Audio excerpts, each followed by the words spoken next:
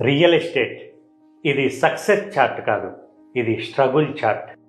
100 మంది వస్తారు, అందులో 90 మంది వచ్చామా వెళ్ళామా అనేలా ఉంటారు.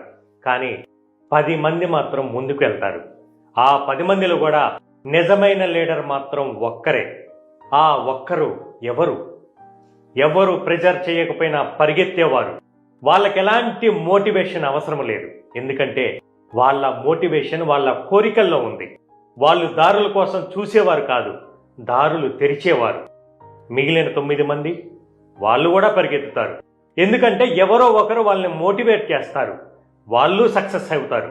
అయితే ఓ లీడర్ స్థాయికి ఎదగాలంటే మాత్రం వాళ్ళకి వాళ్ళే మోటివేట్ అవ్వాలి. ఇప్పుడు మీరు ఆలోచించండి, మీరు ఏ గ్రూపులో ఉన్నారు? ఆ 90 మందిలోనా, ఆ 9 మందిలోనా, లేదా ఆ ఒక్కరిలోనా? అసలైన లీడర్ కావాలంటే మోటివేషన్ కోసం ఎదురు చూడకండి. మీ లక్ష్యమే మీ మోటివేషన్ అవ్వాలి. నిర్ణయం తీసుకోవటం మీ చేతుల్లోనే ఉంది. మీరు ఆ ఒక్కరు అయితే మీ కథ విజయగాథ అవుతుంది.